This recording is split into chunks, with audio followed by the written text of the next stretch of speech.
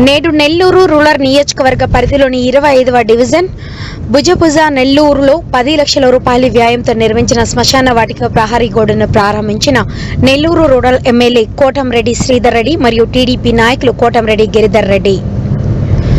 కూటమి ప్రభుత్వం అధికారంలోకి వచ్చాక 25వ డివిజన్ అభివృద్ధికి 5 కోట్ల రూపాయల నిధులు కేటాయించాము.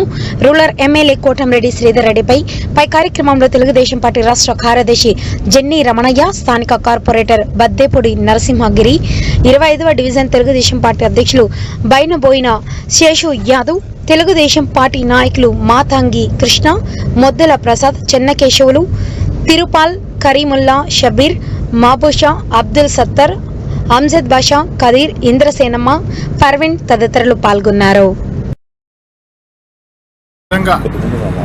ఎక్కడా లేని విధంగా ముఖ్యమంత్రి మరో 10 లక్షల రూపాయలతో మనం ఈ యొక్క కర్మకర్తల భవనానికి భారీ గోడ నిర్మాణం.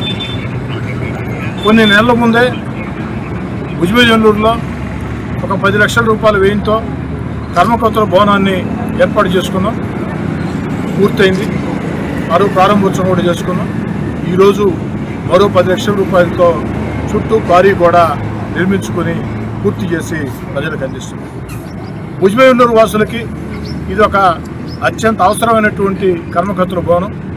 అనేక సంవత్సరాలుగా ఈ యొక్క భవనం లేక ఇబ్బందులు పడే పరిస్థితుల్లో గ్రామస్తుల కోరిక మేరకి దీన్ని ఏర్పాటు చేయటం అవకాశం నాకు రావటం సంతోషంగా ఉంది. అదేవిధంగా ఇంకా కూడా లోపల ఆ యొక్క ఏదైతే బావి ఉందో ఆ బావిని పూడిపించాలా, దానికి కూడా ప్రతిపాదన సిద్ధం చేయమని చెప్పాం. అది కూడా త్వరలో చేయిస్తానని మాట ఇస్తూ, ముఖ్యంగా ప్రజలందరూ గమనించాల్సింది, తెలుగుదేశం పార్టీ కూటమి అధికారంలోకి వచ్చిన తర్వాత ఒక్క 25వ డివిజన్ భుజభుజనూరులో దాదాపు 5 కోట్ల రూపాయల వ్యయంతో నిర్మాణ పనులు సాగుతుంది.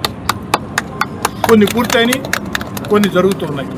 అదేవిధంగా కరెంట్ సంబంధించినటువంటి పనులు కూడా ఏదైతే 3 ఫేజ్ కరెంటు పనులు ఎంత వేగవంతంగా జరుగుతున్నాయి మీకు తెలుసు.